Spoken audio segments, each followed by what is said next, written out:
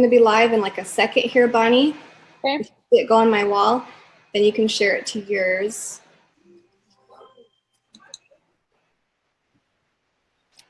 Okay, awesome. So I think we are live.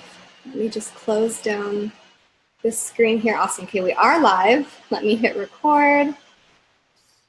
Okay, hello everybody. Welcome. We are super excited to be able to host this super fun Sister Talk live broadcast. I have my gorgeous sister, Bonnie Randall, on here with me. And if you saw her Facebook Live a little bit earlier today, she gave a really great preview and preface as to what this was all about. But we wanted to share with you guys some red flags to avoid when you are considering doing a home-based business or looking at network marketing companies and trying to figure out and sift through what's legitimate and what's not. So to give you guys a little bit of background about myself before we go on, and I'm going to let Bonnie do the same thing. My husband and I actually used to research and review home businesses and network marketing companies for a living. So we actually were able to come to see what makes certain companies successful and what makes other companies fail. And those would be the things that I classify as the red flags and the things to avoid. And we've kind of tiptoed around this before in the past and shared a lot about the reasons why we chose our particular company. But what we haven't really dove into more specifically and tackled head on were the actual red flags. What would cause us to say no to a company? What do we consider to be those red flags or pitfalls or characteristics that we say are a complete no-no? And I think it's kind of fun and ironic with Bonnie too, is because I think some of these things might be why she said no for a little while to me, and that's totally fine because I know there are so many red flags and it can cause you to be like, I don't know, I've seen some bad things in the past, and so have I. I've learned from experience, unfortunately. We've learned the hard way with 2 previous companies and been through some of these red flags. So we're going to share some of that, but I thought maybe, Bonnie, you could kind of let us in on a little bit of your background too as to why maybe we're here right now. Okay, so I went to the University of Utah and I received my degree in marketing and from their business schools. And anyone who has known me for a long time knows that I'm kind of obsessed with marketing. And marketing is a very general, broad term, right? Marketing essentially just means promoting something. And I got my start back when I was in junior high. And we were in, do you remember the TLC classes, Emily? Yeah. There was sewing and there was food, and then there was an accounting class and a keyboarding class, if I remember right. And I remember the keyboarding class, or business class or something like that. And I remember I was put in, they had like a mock business, okay? And this is 8th grade. 7th or 8th grade. I can't remember what grade this is. And they have, each of you gets put into a job. And I was put in like accounting or something, which is so not me. And I walked by one of my friends and she's making these rinky-dink posters for our fake business. And I saw it, I was like, that looks like such a more fun job than what I'm doing. And I was like, can I play? I can do it with you for a minute. So I spent like the next 20 minutes doing the assignment with her. Then I got in trouble by the teacher and had to go do my real assignment. I went home and made posters for this mock company, okay? And I was hooked. From that day on. I loved graphic design and I loved marketing and I loved sales and I loved customer service, and every job I've had since then has been in that realm. Now, that being said, I always felt like I was a legitimate marketer. I had been doing it since I was 14. I got my degree in it. I owned several businesses. I was working for some pretty big businesses, some Fortune 500 companies. I was a marketing director at a very young age. And I mean, not to like brag or anything like that, but I just felt like I was a real legitimate marketer.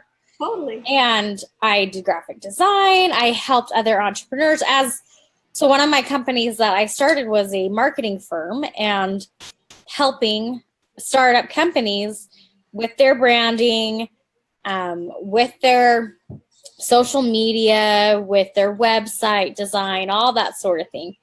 And I worked with entrepreneurs because I felt like they were so good at their business, but they weren't very good at the marketing side of things. So I was teaching them.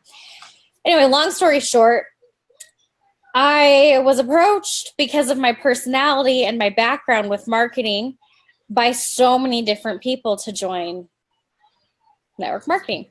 Right. And to me, I was kind of offended by the term network marketing because here I was, this marketer, and I'm like, whatever. All you do is direct sales and you annoy people.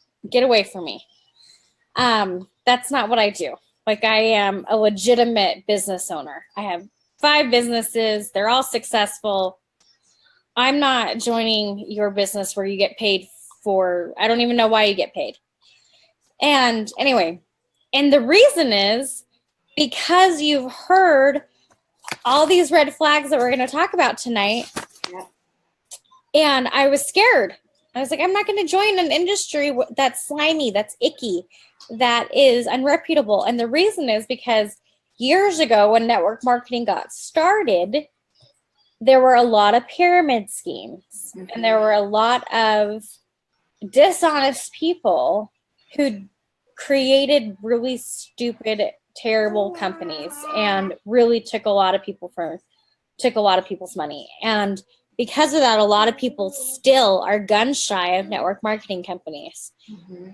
So it took me a long time, and it took me actually doing some consulting work with network marketing companies and working with them as an outsider and seeing that this has become a legitimate business model. There are legitimate companies out there. It's just a matter of sifting through and finding them. And after a while, I stopped becoming so against network marketing. I started buying network marketing products, lots of them, but I still never wanted to do it as a business. That all came on its own, and that's not why we're talking tonight. So I'll save that for another time. But I want you guys to understand that today, the FTC, and other countries as well, the FTC is just what's governing business practices here in the United States, takes network marketing companies very seriously. They take companies in general seriously, but they actually really, really scrutinize, and they have network marketing companies under a microscope, okay? A network marketing company does not get very many chances to fix its problems before they get booted. And I personally have known several really good people, owners of companies who I greatly respect and love, who made mistakes. They didn't pay attention to certain things with their business models, and they got the boot. They ended up getting shut down. And they were good, honest people. But I bring that up because not everyone who gets shut down is dishonest, but they made mistakes. So I just want to point out that the FTC is really regulating this industry heavily. Absolutely.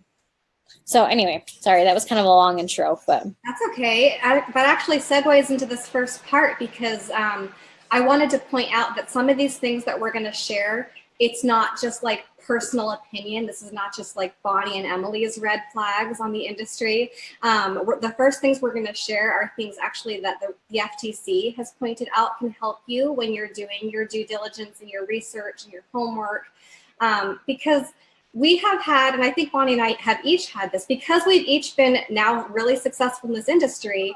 And I'll point out, Bonnie has officially hit the top rank in our company, Isogenics. And so congratulations to her. It's because she's been very diligent and hardworking and helping a lot of people that she's done that.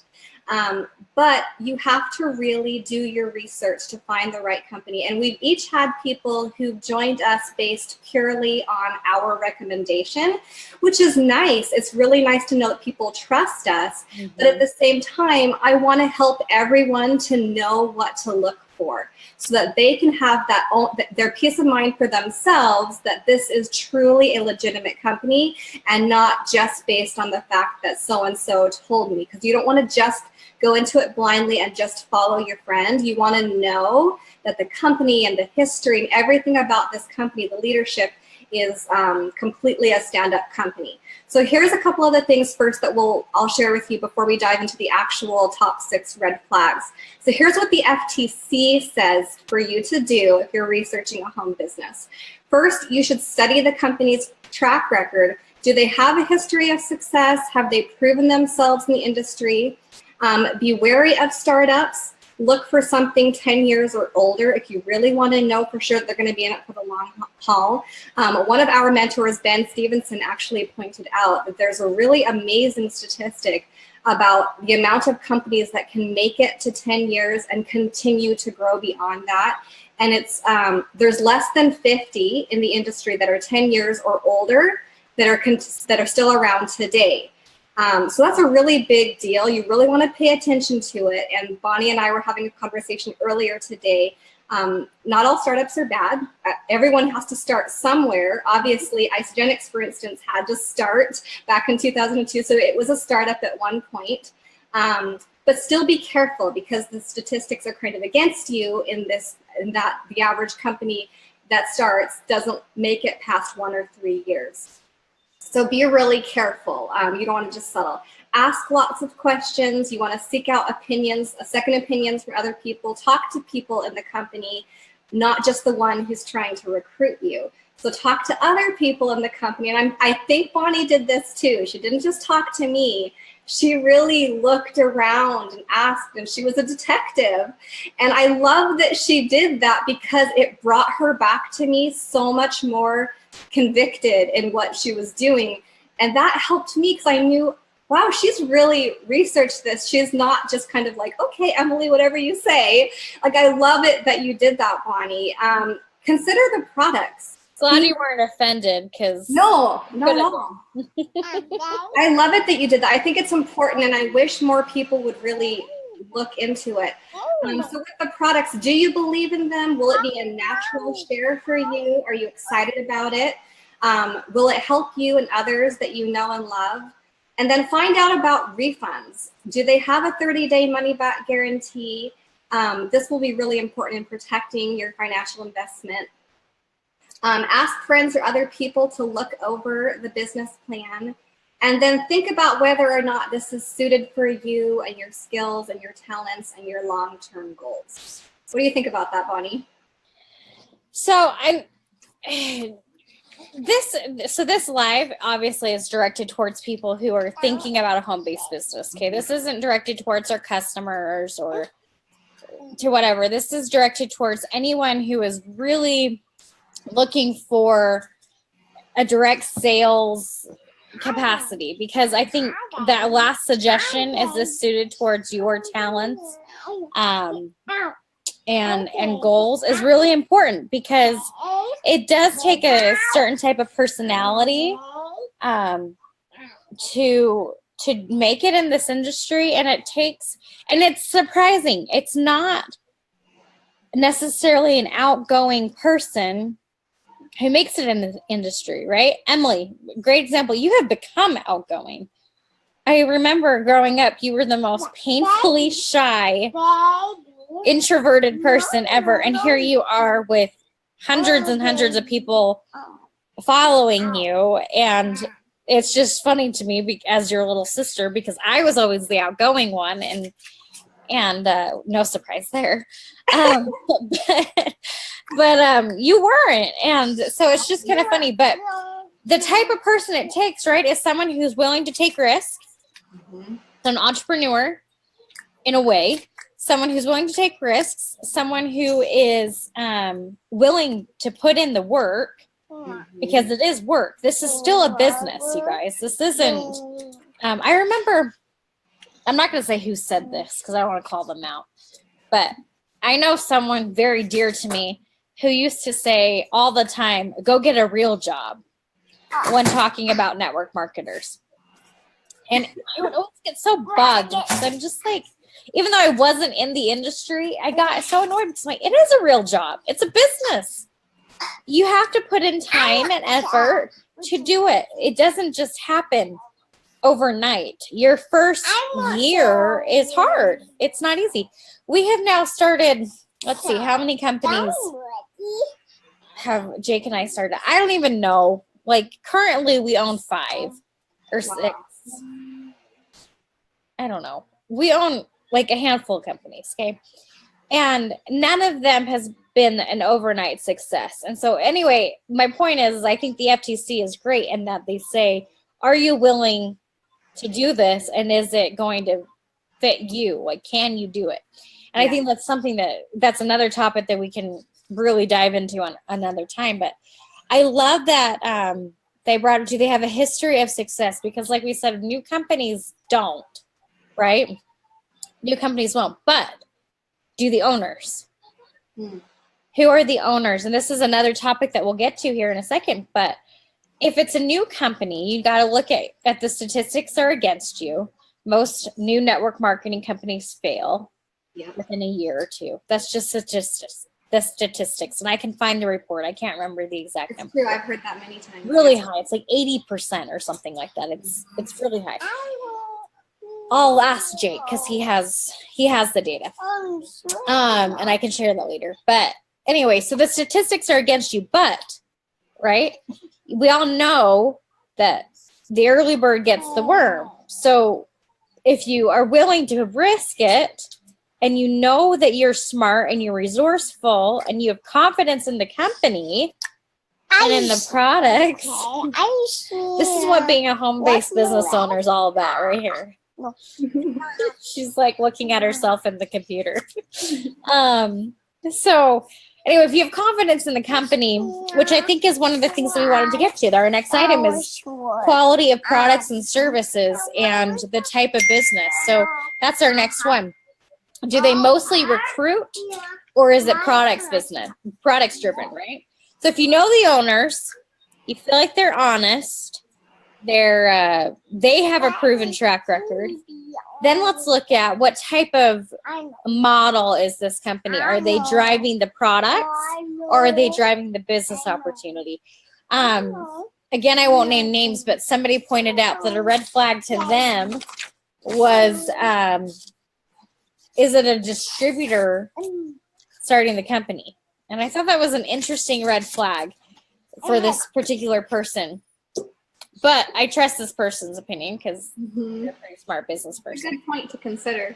Well, and his point why he brought this up was most distributors aren't business people. They don't know how to run a business. They don't know anything about accounting practices. They don't know how to manage people for the most part. They're really, really good at sales. And really good salespeople pretty much suck at every other business aspect. They don't understand distribution in terms of like inventory and product sourcing and manufacturing and everything else that goes into it, okay? They understand that for the most part. That's like the average person. So if you can find a distributor who has a business background and who understands the product side of things, you're golden. You've got like best of both worlds. Or somebody who has teamed up with business people who have filled in their gaps. So that's a red flag for me, is who's starting the company and can I trust them? You had a bad experience with that once, didn't you? Yes, yeah, because I pointed out before in a few different lives that Sean and I have been six-figure plus income earners in 2 other companies before getting to Phoenix. And there's a reason why we're not with those companies anymore. It's because the longer we were with those companies, the more we would discover some of these red flags behind the scenes. And unfortunately, sometimes you have to learn the hard way because you don't discover these right off the bat. And even if you do your due diligence, a lot of these are very well hidden and you don't notice until you get deeper in or higher up, and you start to discover more and get to know some of the leadership more. So we can be really aware and really do our homework, but some of these things you might not know right away. And if maybe we can help you and share our experiences and some of the things that we've experienced in the past with other companies, that might help you as well in the future. So just kind of take some of this. Some of it's our personal experience as a red flag. Others of these are general terms and warnings from the FTC as well. So with that first one that Bonnie pointed out with no or low quality product or service, so one of the biggest things that a person will ask a lot of times when they're doing this is this a pyramid scheme or a scam?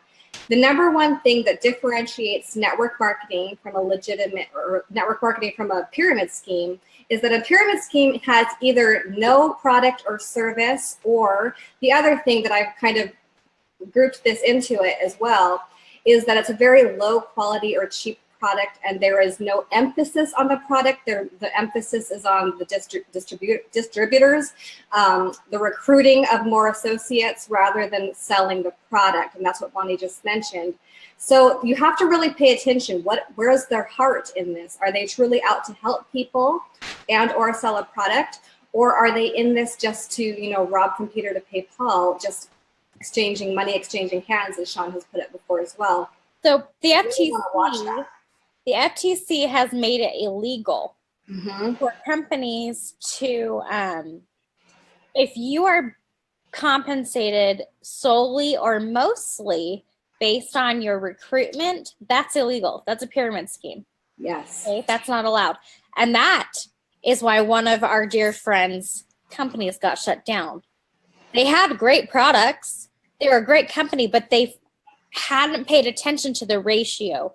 They were just barely over the cutoff. I can't remember what it is, but there's a certain percentage of where the income has to come from. And they were just barely over it. So somebody in their financial whatever group missed that. So I don't think that company was intentionally trying to be dishonest. I have a really hard time believing that because I personally know the owners. And I know they are good people. But they just missed that. So that's something that you need to look at, is compensation, as far as most of your compensation coming from product sales or from recruitment? And then where is the emphasis, like you said? Is the emphasis in recruitment, or is the emphasis in customers? Totally. Really, really important. And I think it's pretty easy to tell with some of these things just by paying attention to what's going on within the company. If you just have your eyes open and you're watching, you can see a lot of these things quite clearly. They're not hidden at all. Jake and I always joke, our big joke with everybody is whenever somebody says, hey, I've got something to talk to you about, my first response is always, do you want me to get 2 people? I love it. And if they've been around network marketing, they instantly get what I'm talking about, and they start laughing. If they were like, what? Then you just explain. Well, and then they get 2 people, and then they get 2 people, and soon we've got lots of money. And then they're like, oh. And I always joke, because that's like, if someone's going to approach me with, you just need 2 or 3 people, I immediately know, red flag goes up, and I'm like, I don't want to talk about your recruitment. I want to talk about the product. I want to know, because if you don't have a good product, this is that next red flag, is products. Yes. If you don't have a solid product offering, you have to focus on recruitment. Right? Because you got to if this is failing and this is bringing your scale down, you've got to balance your scale with recruitment. So that's the next flag, is where are they in the product life cycle? Okay. Marketing 101 for you for a second here, guys. I wish I could draw on the screen, but everyone's seen a bell curve, right? Okay. A bell curve. When a company is starting, they're in the growth phase. When they've been around for a while, they tend to plateau. And then when they're dying, we see the end of the bell curve. So what we want to see is companies not with the bell curve, but products with a bell curve, okay?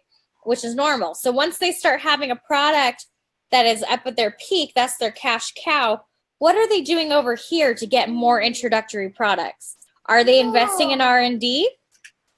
Are they coming out with new products? Where is that?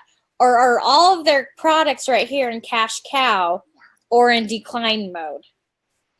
That is the red flag, is cash cow, decline mode, and no new products and no R&D. So that's a huge red flag for me. That's awesome, Bonnie. Okay, and you guys feel free to pipe in the chat and just comment and share. What do you think about all of this? Have you experienced any of this in the past? Let us know maybe what you're thinking with this, because it's really awesome to get your feedback. And then a couple of these specifically on the products. And some of these might be based on me specifically or Bonnie and kind of what we're looking for and what we consider to be a red flag just in terms of building a business where this is going to be a long-term thing for us and it's not just a hobby. But when it comes to the product, it's really important, especially if you're going to build a business where you have repeat customers, is you want a product that's consumable, not like a one-time or very rare time buy. So for instance, there's certain things like maybe candles or things that you don't need it every single month. You don't consume it on a daily basis, if that makes sense. One of the reasons we chose wellness isn't just because we happen to be really passionate about fitness and nutrition. We love that kind of thing, but it provides a product that people need on a daily basis. So you get duplication, repetition, and you can build a legitimate residual income stream in that industry, whereas some industries, you may get your customer to come back to you once a year, a couple times a year. So what do you think about that, Bonnie? Yeah, I mean, with like real estate, right? So I was a realtor before, and that's a pretty big one-time purchase. Like, unless you're working with investors, most of your clients you only work with every 5 years. Mm-hmm. You talk with them and you do customer appreciation all the time, but that's for referrals. That's not because they're out there buying and selling their house every year. Right. So I think in general, consumable is an easier sale. It's more relationship driven, allows you to really get to know your customers. I wasn't passionate about nutrition or fitness. I like nutrition. I love to cook and I do like to work out. I've become passionate about it, but my passion was helping people. Yes. And what I have found is, and that I don't mean that to sound self-righteous, like when you say that out loud, it's like, okay, little Mother Teresa over here. I got a halo. No, I didn't mean it like that. I just mean like I like to see other people feeling good, and I found something that made me feel good. And so I'm enjoying the business side of it because I can get paid for helping other people feel good. Yes.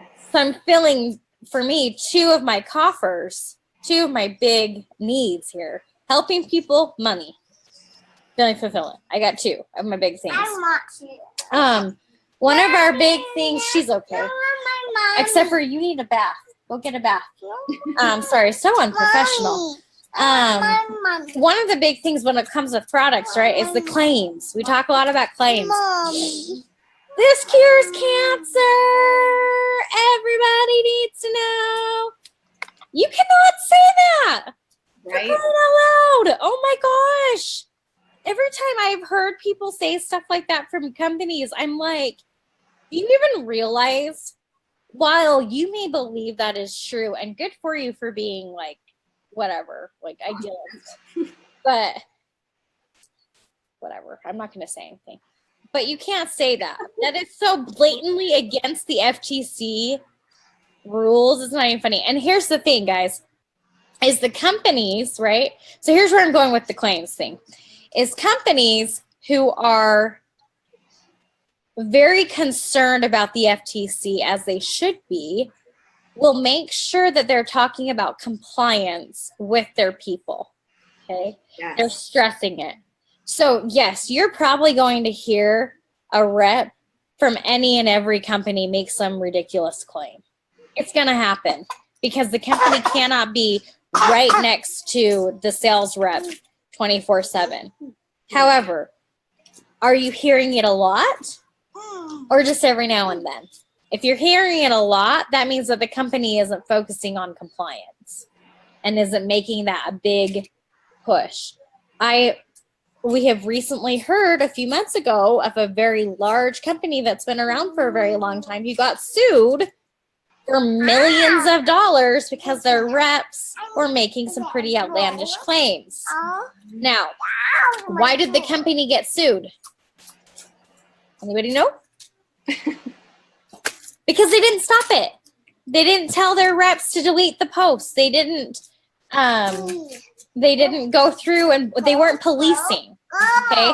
So there's health claims, there's financial claims, there's lifestyle claims, there's I'm trying to remember all the different claims. There's different guarantees, things like that we have to be very, very careful of. Are there disclaimers everywhere? Are they teaching their people to use disclaimers? Are they teaching them to stay away from some of the hotbed items? Things like that. So I just want to point that out. Like, you're going to hear it occasionally from people. And that's not okay. But the FTC only sued that company because they weren't policing. So something to point out with that too is some of the smaller companies out there get away with this for quite a while because they don't get onto the FTC's radar. So you'll see people get away with this left and right, and they'll be saying things like, this cured my so-and-so of MS or cancer or this and that. And nutrition can do incredible things for your body, but we can't say anything about claiming or curing. That's a medical term to say claim or cure or treat or diagnose or any of those kinds of things. You can point out that nutrition gives your body what it needs to be healthy. And if it just so happens that that was the nutrition your body needed to start correcting certain things, your body can correct itself, but it's not being cured of anything. Well, and not just nutrition, but like oils and things like that. Oils are very beneficial for you, but they can't say you cured it. They can help with ease symptoms and things like that. But anyway, I would really love to hear one day somebody from like Pampered Chef like making a joke and being like, my spatula cured my cancer. Or it cured my husband's ability of not being able to cook. Okay, and then with financial claims and guarantees and promises, like Bonnie said, these are all things to be wary of. If anybody says, you'll be able to retire in a year, quit your job in a year, be wary of that. That's what I would consider to be a red flag, because they don't know what this is going to be for you, because it's completely based on your own effort and the hard work that you put into it or not. And we luck. Predict. Sometimes it's just flat out luck.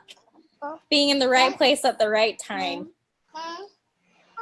So the next one, Bonnie, let's tackle high pressure sales tactics. Let's jump ahead a little bit here.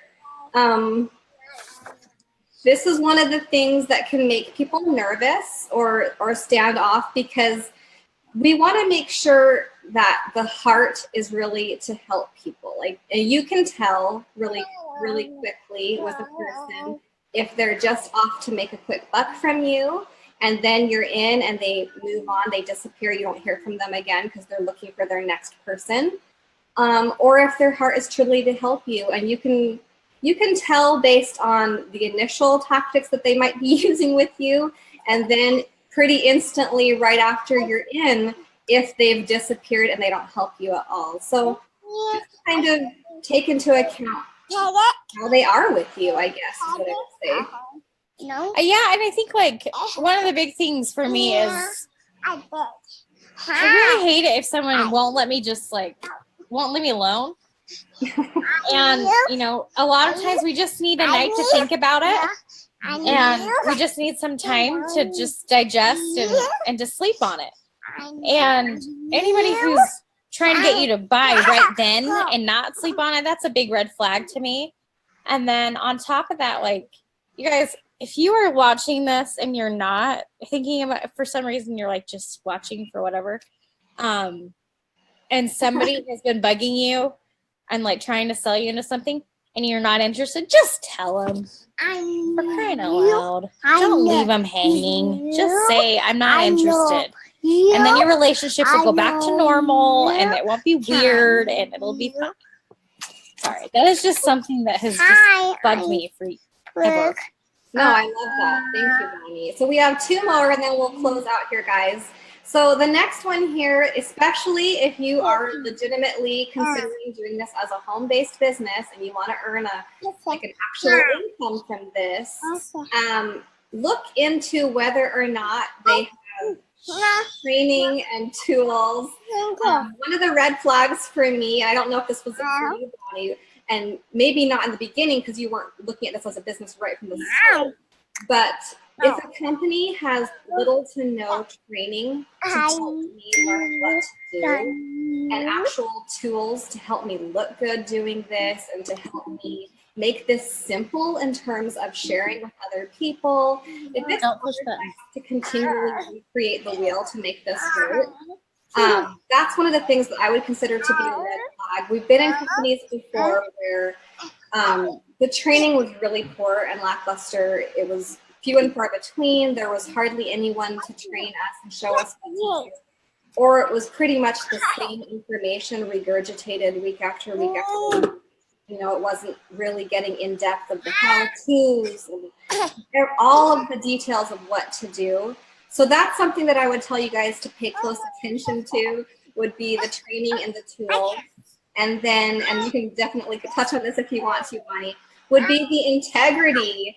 I literally turned down a company recently based on, and to back up with this, Dawn and I get pitched on companies left and right. Constantly have people telling us to take a look at this company, take a look at that company, and you know, this is the best company ever. You've got to take a look at this.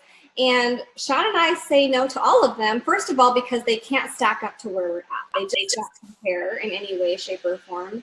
And most recently, the company that was pitched to us over the weekend, it was based off of the integrity of the CEOs that were launching this company. And Sean and I take integrity really seriously. If we know that these people have done dishonest things in the past, and that's not to say that a person can't change, because of course they can, but that's something that would make us very leery, very wary in terms of attaching our name to something. And because we know that we have a reputation to uphold, we need to feel really good about recommending this to people and knowing, you know, I believe in the products, I believe in the leadership, I believe in the foundation of this company. I know that it ticks all the boxes. If anything's missing in that equation and I'm going to have to make excuses, that's just, to me, that's not setting myself up for success, and it's not doing you a service either. I want to feel like you can feel 100% secure in this moving forward, that it's not going to be, you know, shut down in a month because we're not doing things ethically. So these are all just things to consider, you guys. And Bonnie pointed out something earlier today on the phone with me too, is would I let this person take care of my kids? Like, looking at the leadership of the company, like, do I trust them? Would I let them babysit my kids for the day? Just think about things like that, because I mean, look at her adorable little Lucy, who's, you know, who's like giving her a hard time right now. Lucy she's so cute, she's so fun, but Bonnie loves her with all her heart. She would never just let her little precious gems into the hands of just anybody. So if she knows that that person isn't honest and ethical and doesn't have integrity, these are things to kind of pay attention to. Do a Google search. It doesn't take much time to look up things. And the reason I say that is because, in a way, they kind of are taking care of your kids, because they're providing you with a business opportunity. They're providing you with products. Mm-hmm. And you selling it is putting bread and milk and a roof over their heads. And yeah, right. So so here's how I look at network marketing. I look at network marketing as, this is like a franchise. Okay. I have bought into a franchise. I have become a broker of this company. I'm an agent of this company. Okay. I am reselling your products. And I can't do that if you sweep that out from under me because you've messed up and you've taken that company away from me. Mm-hmm. There goes my income. there goes my shelter over my head for my kids.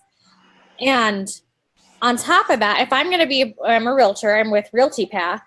I joined Realty Path because I felt like the owners and the brokers were honest people. I enjoyed the culture. I liked the agents. I hadn't heard any negative things about anybody there at the company. And I asked around a lot because there's a lot of different companies. Same thing with like Isogenics. I asked around. I've been around to the network marketing companies enough. I wanted to know, who are Jim and Kathy Coover? Are they respected? Who's John Anderson? Is he respected? I wanted to know. And I researched them and I looked at their bios and I asked other people in the industry who were leaders in other companies, what do you think of this company? And if top leaders and leaders of other companies say good things about your company, it's a good company. Yeah, that's a good you found a good one because they won't bad talk it. Mm-hmm.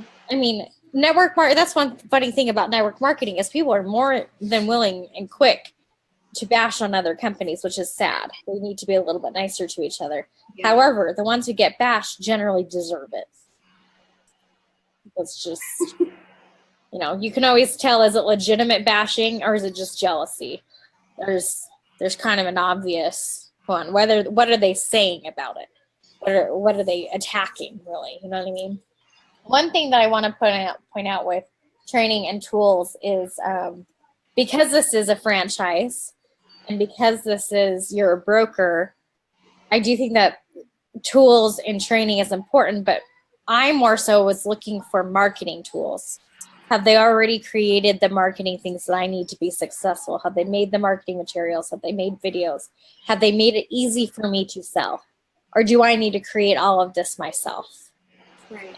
Because that's what I was looking at, because that's where I come from, right? As a business owner for 6 other businesses where I have to create marketing materials, I didn't want to have to do that with this either. Now that I have 3 young children, I wanted something easy. So that could have been a potential red flag for me. It wasn't for this company, but that was definitely something to look into. We are way over our time.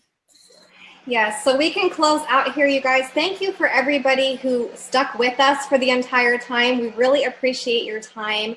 And for everybody who tunes in to watch the replay later or later on YouTube, thank you so much for watching. Hit the thumbs up, share with us what your takeaways are and some of your thoughts about this. But can we throw it out there too, Emily, that like if you are considering starting this type of home-based business, both her and I are more than willing to talk to you about yes, we would love it if you joined Isogenics, obviously. But I can come at this from a very subjective, objective, unbiased point of view, and help you evaluate the company that you're looking at, because there are many, many good companies out there who are well established, who have great products, where the owners do have lots of integrity, the people have lots of integrity. And if you're looking for, I just want to encourage you that if this is something that you're considering, find a product that you're passionate about, that you love, that you can feel so good about promoting, whether that's jewelry, makeup, health and wellness, board games. Oh my gosh, that's one that had Isogenics not come into my life, I probably would have joined something like that because I am passionate about family time. And that company is all about family time. And I thought that was the coolest network marketing company. So there are legitimate, awesome companies out there, you guys. And if you need help evaluating and you just want to pick our brains, we're more than willing, to answer your questions, to help you kind of guide you through some of this. And then, obviously, if you end up joining our team, we've got an amazing team. Emily and Ben Stevenson and Susan Cantor and our big leaders are amazing. They're so helpful, and they're the reason I hit Crystal Executives so fast. And she says it's the top rank, and it is the top rank, but I'm at the bottom. To grow from there, I'm at the bottom of that top rank. So I just want to make that point. I'm not like a millionaire or anything like that. I just barely reached that rank, and from there you grow in terms of like income. So I just want to make that clear that she's not, anyway, she's really sweet. But we've got a great team, lots of training, lots of help, and I couldn't have done this without them and without the team, and I feel like we've got a good group. So anyway, I love you guys. Emily, I love you. And you too. And I'm so proud of you. Oh, thank you. And you guys, thank you so much for joining us tonight. This has just been really fun. I love doing this with Bonnie, obviously. It's a real blessing to have my sister team up with me. And we always were saying that it was like a family, and now it really is literally a family business. I love it because I have my sister, and she's brought in, like, we have my mom and my stepdad, and she brought in my brother and our aunt and our cousin. And crazy. It's just so rewarding. But you guys, this can be, if you do the research and the due diligence, the most rewarding thing you ever did. I love it that Bonnie pointed out earlier today, she doesn't have to choose between having a rewarding career and being a mom and putting her kids first and being a wife. And it's so rewarding to have something that allows you to earn that residual income, that passive income, but it fits into the pockets of your time, your cell phone, wherever you are, you know, whether you're at home or on the beach or playing in the park with your kids. It fits into your life. You don't have to rearrange your life and your schedule. That's one of the things that I think attracts so many people to this, is because they're looking for something that can give them that flexibility, that time freedom, which is so elusive but so attractive. And if you're willing to do the research and then put in the work, it can be so incredibly rewarding. And then having people teamed up around you to rally behind you and help you to get that success and reach your goals. Yeah, I just thank you guys so much for watching tonight. We just love and appreciate you all. Have an awesome night. Take care and God bless. Good night, guys. Thanks, Bonnie. Good night, guys. I don't know how to exit.